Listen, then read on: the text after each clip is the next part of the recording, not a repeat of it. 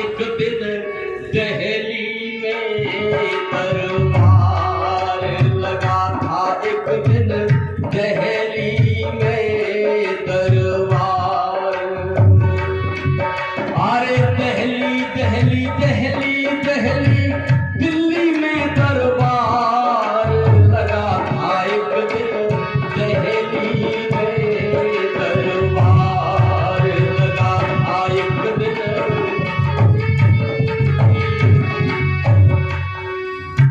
दिल्ली में औरंगजेब का जहां दरबार लगा भारी, अपने अपने निज आसन पर बैठी थी सारी सरदारी, अपने अपने निज आसन पर बैठी थी सारी सरदारी। बोला इकबाल बुलंद मेरा जिसको जाने दुनिया सारी, बंध रही धाक सबके ऊपर दी मालिक ने ताकत भारी, बंध रही धाक सबके ऊपर दी मालिक ने ताकत भारी।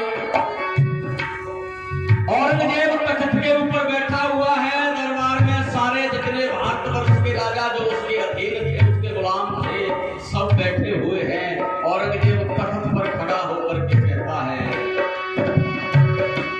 पिंजरे में मेरे शेर बंद चौपन का राजा, बलधारी पशु पक्षी मेरा, भय माने फिर कौन चीज है, नर नारी पशु पक्षी मेरा, भय माने फिर कौन चीज है, नर नारी। गर्व की वाणी बोलता है औरंगजेब, कहता है भारत के चारों ओर जितने देश दिखाई देते हैं, ऐसा कोई माई का लाल पैदा नहीं हुआ जो औरंगजेब से टक्कर ले सके। और मनुष्य की तो गिनती क्या, जो जंगल का राजा होता है शेर, वो भी मेरे सामने कुत्ते की तरह दुबहलाता है। आज मेरी ताकत के आगे पशु पक्षी मेरा, भय माने तू कौन चीज है, नर नारी पशु पक्षी मेरा, भय माने तू कौन चीज है, नर नारी। आज मेरी ताकत के आगे, ओ आज मेरी ताकत के आगे सबका बल बेकार लगा था, एक दिन दहली में दरबार। अरे दहली दहली दहली दहली दिल्ली में दरबार लगा था, एक दिन दहली में दरबार।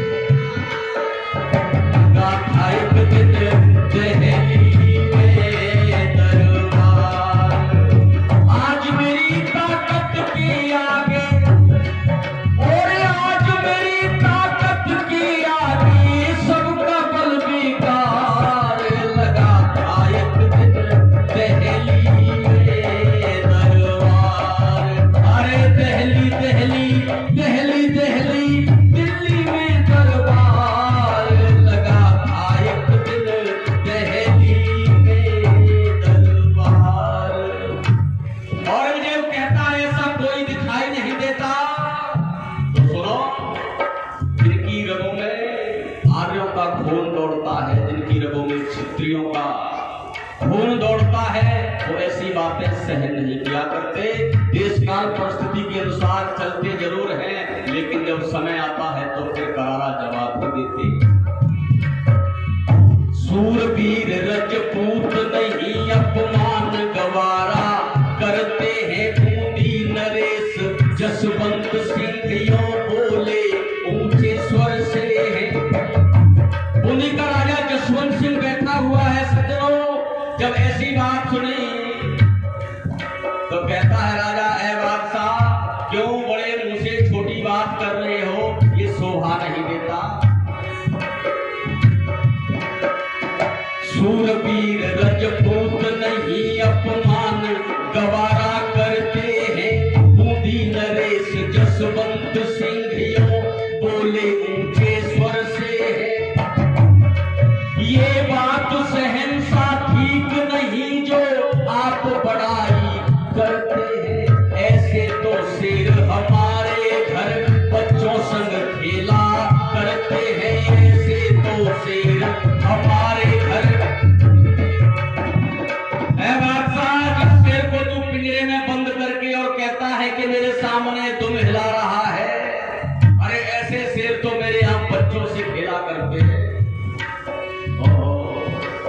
सुन बादशाह अति क्रुद्ध हुआ और मन ही मन में जलते हैं रस्सी जल गई पर बल न गया हिंदू अब भी दम भरते हैं रस्सी जल गई पर बल न गया हिंदू अब भी दम बादशाह सोचने लगा जसवंत सिंह क्या तू सही कह रहा है तेरे बालक शेरों से खेलते हैं तो एक काम करना राजन अरे जाना कल शेर को लाना ओ जाना कल शेर को लाना करना मती आवार लगा था एक दिन दहली में दरबार अरे दहली दहली दहली दहली दिल्ली में दरबार लगा था एक दिन दहली में दरबार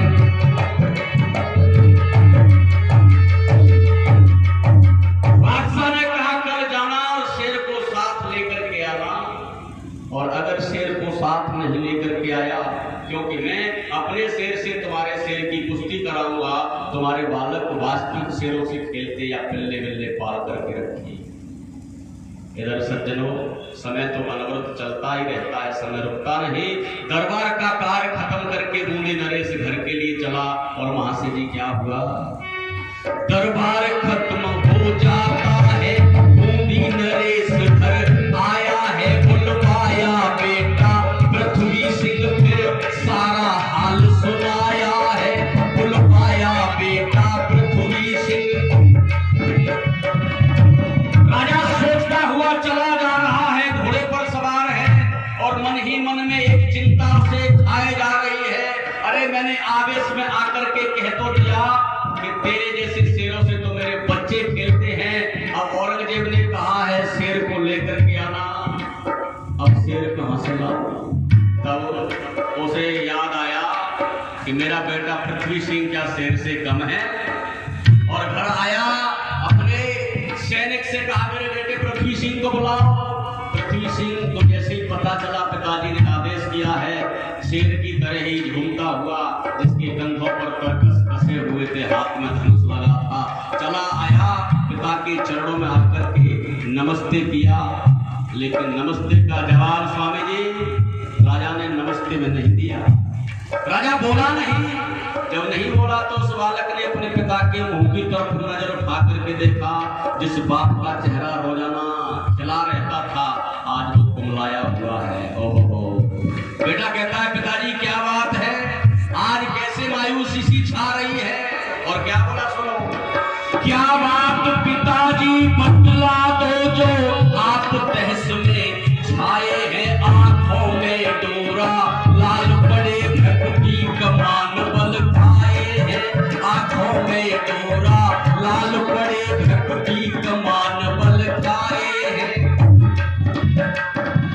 तब राजा ने कहा बेटा पृथ्वी सिंह सुन बेटा देखो तुम्हारी कुश्ती हम नाहर से बंद आए हैं अपमान न हमसे सहा गया आखिर क्षत्रिय के जाए हैं अपमान न हमसे सहा गया आखिर क्षत्रिय के जाए हैं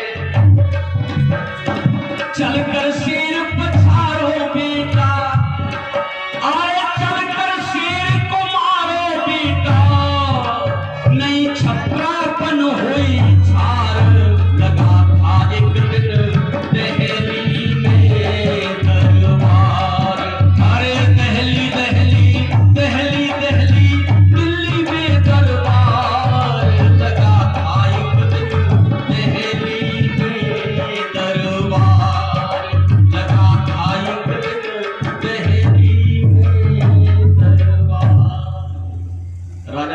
बेटा पृथ्वी सिंह, ऐसा ऐसा वृतांत रहा सभा के अंदर और मेरे से आवेश में आकर के रहा नहीं गया।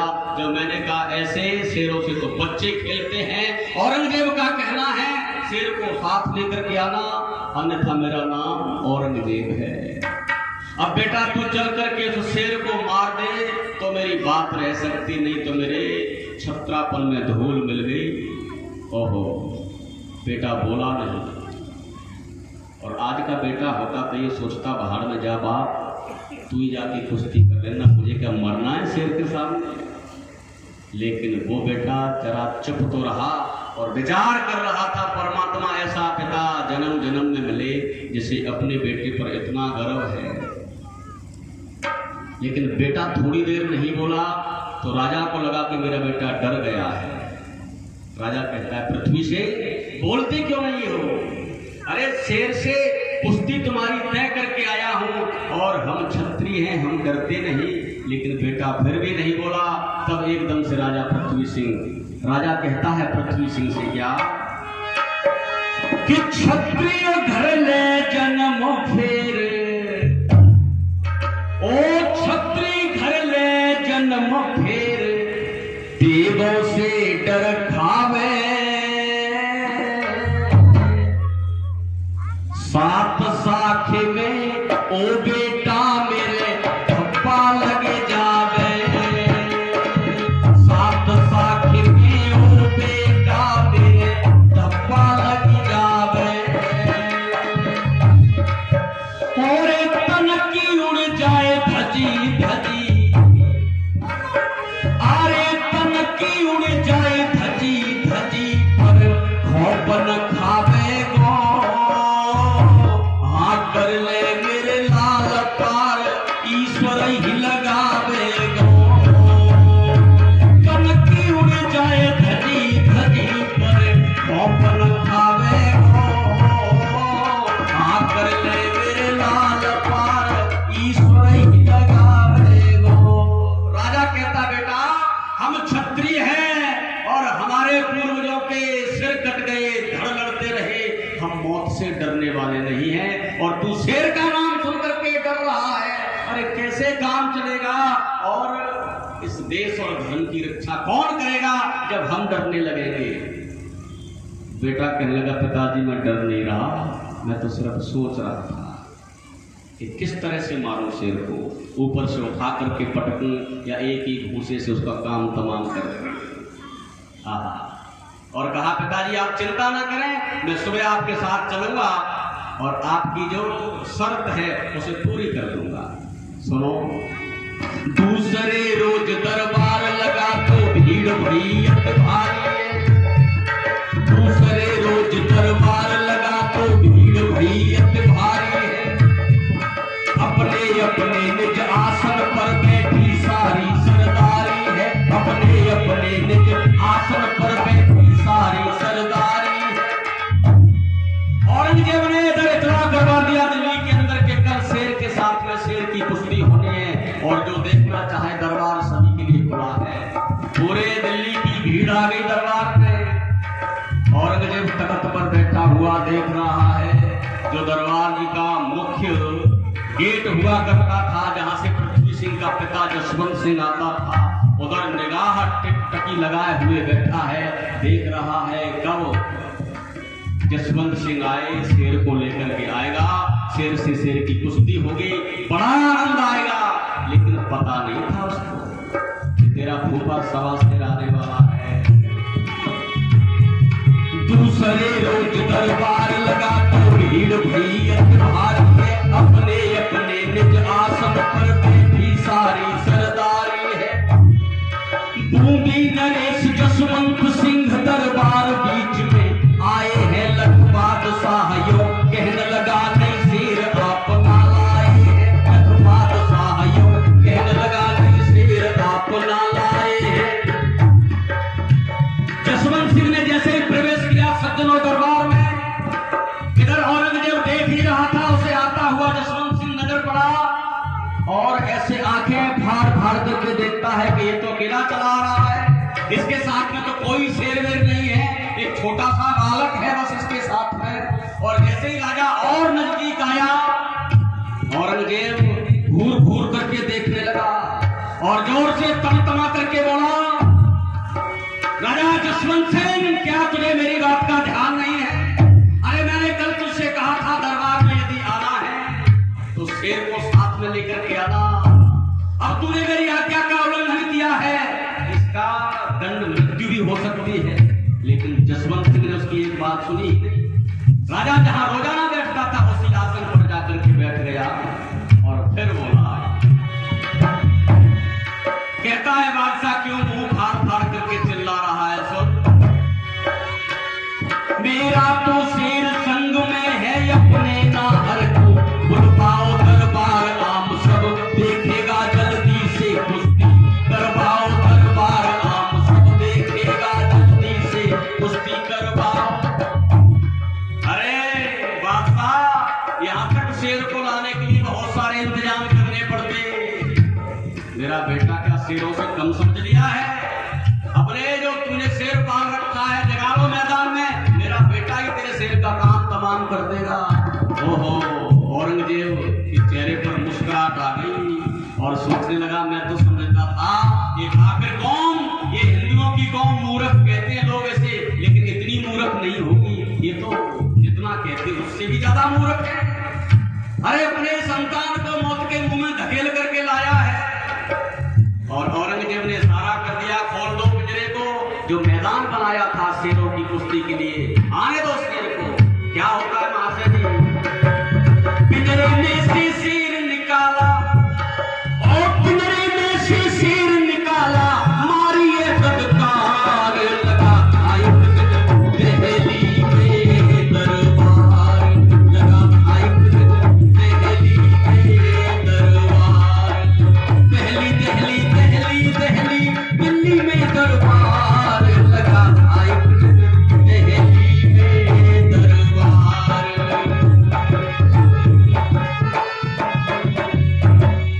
पिंजरा खोल दिया, शेर मैदान में आया सज्जनों, और बड़े दिनों से पिंजरे के अंदर बंद था, वही उसको मांस वास डाल दिया जाता था।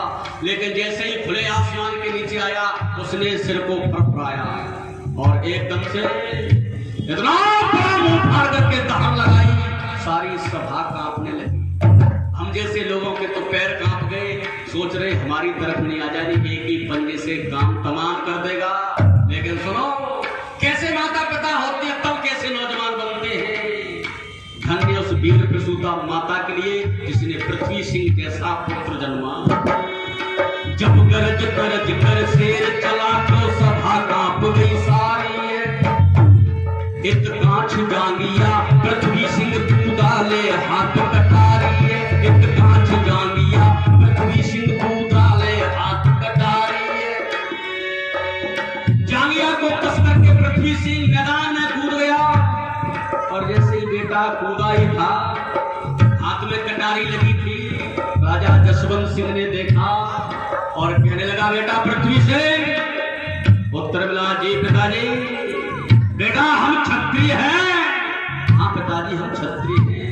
बेटा क्षत्रियों का धर्म होता है निहत्थे पर वार नहीं करते। हाँ पिताजी हम निहत्थे पर वार नहीं करते। तो बेटा पृथ्वी सिंह, इस शेर के हाथ में तुझे ढाल तलवार बंदूकें दिखाई दे रही है क्या? बेटा समझ गया। सुन बचन कटारी फेंक दई भिड़ गयो वीर बलधारी है,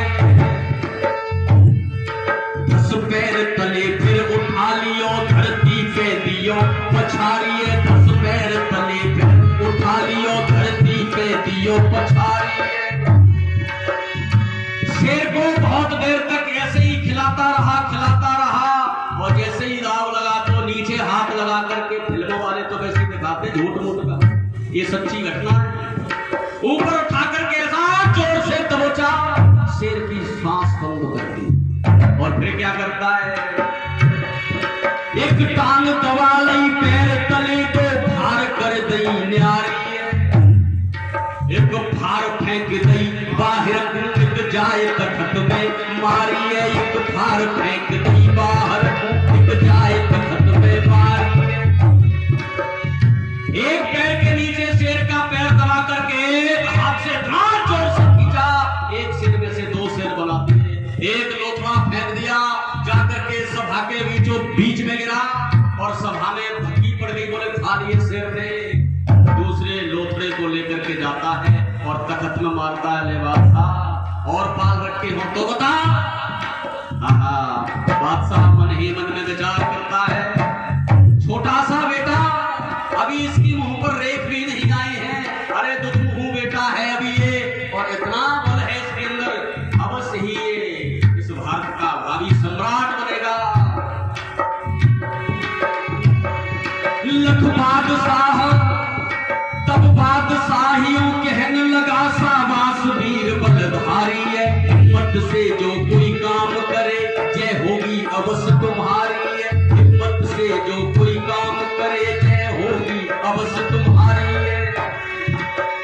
कहे शिवराम हमारे पुरखा, कहे शिवराम हमारे पुरखा, है गई सिंह पछार, लगा था एक दिन दहली में दरबार, अरे दहली दहली दहली दहली दिल्ली में दरबार, लगा था एक दिन दहली में दरबार। स्वामी जी ऐसे नौजवान हुआ करते थे, शेरों के चमड़े में हाथ डाल करके उनके दांत गिना करते थे, कितने दांत है इसके अंदर। कब हुआ करते थे? जब दुष्यंत और शकुंतला जैसे इस देश के अंदर माता और पिता हुआ करते थे। कब हुआ करते थे?